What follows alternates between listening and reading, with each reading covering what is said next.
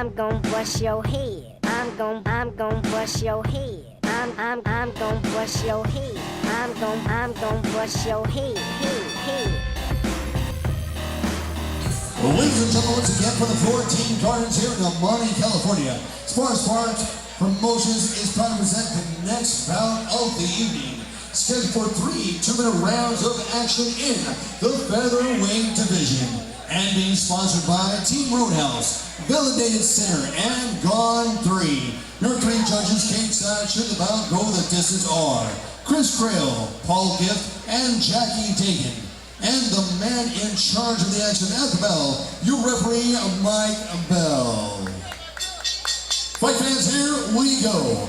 Introducing first, fighting across the cage out of the red corner to my left. He's a freestyle fighter, standing 5 feet 8 inches tall. He weighed officially at 145 pounds even. Tonight, he makes his debut representing a Millennia MMA and fighting out of Chino Hills, California. Ladies and gentlemen, introducing Galdino Ibarra the Third. And introducing his opponent, fighting across the cage under the blue corner to my right. He's a Brazilian Jiu-Jitsu style fighter, representing Nubian's MMA, 75 feet 7 inches tall. He weighed officially at 145 already pounds. Tonight, he enters the cage, 0 wins with 1 defeat. Ladies and gentlemen, from South Los Angeles, California, here is Buddy Banks. Once again, your referee in charge of Mike Bell to give the final instructions. All right, gentlemen, you've got instructions backstage. For yourself at all times, obey my commands. If you want to touch gloves, touch them now. Let's select both of you.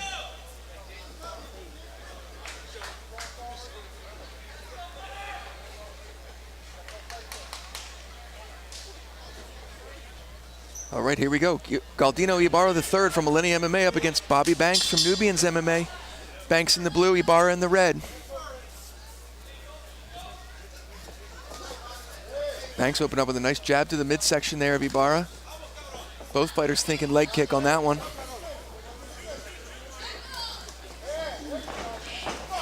Good little clinch there from Ibarra, landing some knees. Landing some nice knees. Banks was billed as a jiu-jitsu fighter. We'll see if he tries to get this fight to the ground. So Ibarra pushes him back to the cage, keeps digging to the body. And he's got an overhook there, but doesn't seem to want to do much with it other than to pin Banks up against the cage and maybe just pepper some body shots. Good Getting little some knee nice there. knees. That one looked semi-low. So he continues putting in work to the body. Yeah, very nice knees from Ibarra. Now he's dropping down for a single leg here. Banks with a nice whizzer defends.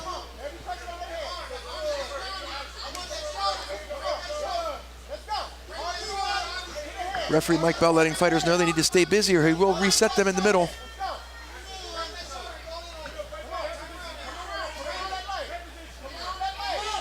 And he does. We get some separation from Mike Bell. So far, Ibarra seems to be the one with the advantage in the clinch. Banks there attempting to land a 4-punch combination. Yeah, he went to the body and then faked low and went high. Was unable to land. There's an illegal knee to the head. Mike Bell's going to warn Ibarra. Banks no worse for the wear.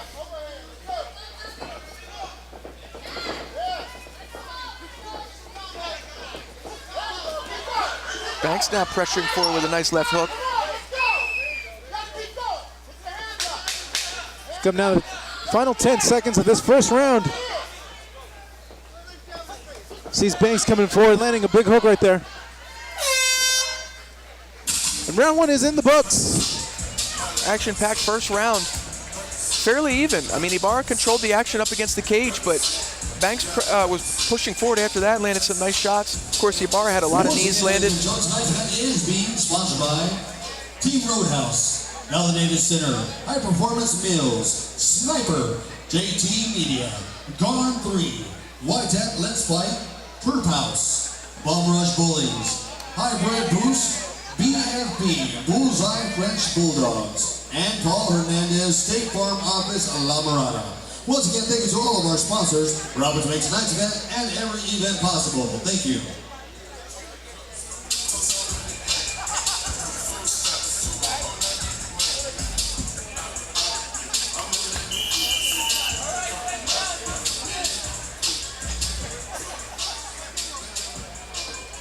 Here we go, round two. Both fighters look relatively fresh.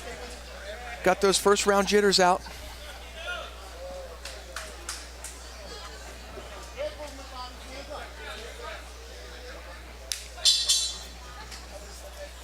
Both fighters touch gloves. Bobby Banks digging to the body right there. Missing a big hook though.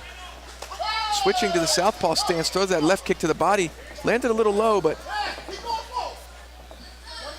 see Ibarra pressing forward. But Brooks obliging. Or Banks, excuse me. Yeah, Banks likes ducking that head and throwing that left hook.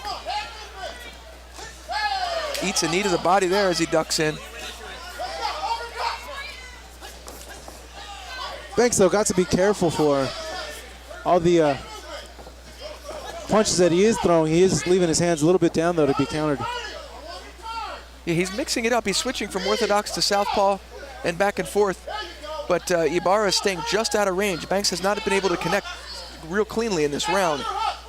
And if you're Ibarra, this is the exact position you want to have Banks in, seeing the type of work that Ibarra did in round number one with the knees. Yeah, exactly. He looks very comfortable pressing the opponent up against the cage and landing some shots to the body. Staying busy enough so that Mike Bell doesn't separate him. A second ago, he reached down for a single leg and it was stuffed. I wonder if he wants to get this fight to the ground eventually.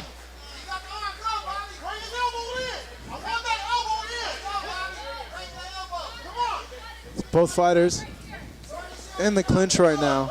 Ibarra, though, busier fighter, just landing a knee there. Yeah, Banks, so he has double underhooks. And Banks' corner imploring him to get off the cage, but doesn't seem to have an answer for the underhook of Ibarra. Little knees there to the knee of Banks as well. Banks, though, fights his way out of the clinch. Presses forward, lands a big right hand.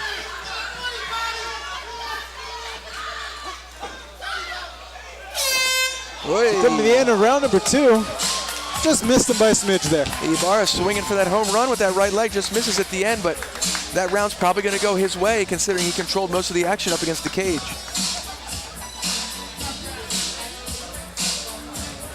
Banks, though, needs to have some type of answer when Ibarra presses him against the cage and has him in a clinch. I agree. He needs to do something. And you hear the corner of Banks instructing him to strike against the cage, but it would probably suit him to get off the cage first and then try to strike as opposed to countering up against the cage. It really limits your mobility.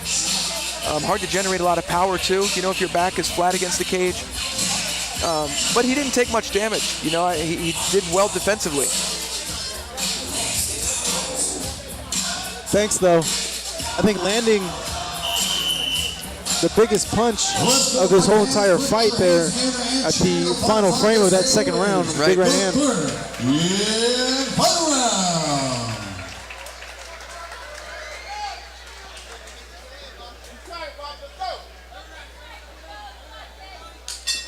Round number three here in El Monte, California. The final round, which sees Bobby Banks in the black going up against Galdino, Ibarra. Marcos Villegas here on the call with Kevin Widows. Spar Star MMA. As we see Bobby Banks getting in that clinch position, but fighting out of it again. But you can see Ibarra little by little pressing forward to try to get him back in there. Though he eats a big right hand right there. Banks doing a nice job of moving in and out, and a lot of these hooks are just missing. Ibarra, though, again, in on that clinch. Let's see if he tries to put him on the cage again, and he does. And if you're Banks, you must be thinking, man, I could be down 2 rounds so far. I need to get out of this position ASAP. Yeah, I've got to imagine that his corner told him that he's probably down 2 rounds and that they need to finish. He's too content with being up against the cage here. He really needs to circle out and get this fight back to the center of the cage where he had some success with his hands. Ibarra now in on a takedown. But Banks doing a good job with that overhook. Good three-punch combination by Ibarra there. About 50 seconds left in this round. As Banks attempts a haymaker to try to change something. Maybe sensing urgency that he is down 2 rounds so far. Banks really trying to go for it here. He's got about 30 seconds to make something happen. And now it's Banks with Ibarra up against the cage. Digging to the body, Banks is landed a good punch there. Oh, but he gets reversed and finds himself up against the cage again. Seemingly with 15 seconds left. Not the way you want to end the round there if you're Banks. No quit in Banks though, as he's trying to fire back and score some last second points here. Lands three nice hooks in a row. Beautiful job by Banks to keep it pushing here at the end of the round. Will it be enough in the eyes of the judges?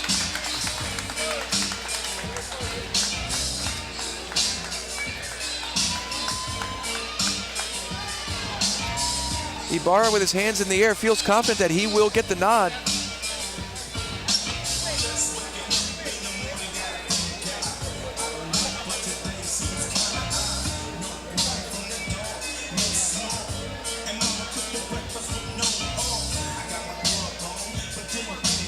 As we now await the judge's decision, Ibarra being extremely effective in the clinch. And that's going to weigh on the eyes of the judges. I think the work that he did there in all 3 of these rounds is going to make for possibly the scores going in his favor. Yeah, I have to agree. He controlled most of that fight by having Banks up against the cage and landing some nice knees to the body. Banks did land some nice shots to the head there sporadically throughout the fight, especially towards the end of round 3. I don't think it'll be enough in the eyes of the judges. However, I've been wrong before. But either way, great effort from both of these fighters. I look forward to seeing both these guys back in the cage. I like the way Banks really put the foot on the gas there at the end. Nubians MMA always bringing game fighters to Spar Star. Of course, Millennium MMA, no shortage of talent in that gym, as I mentioned at the top of the fight.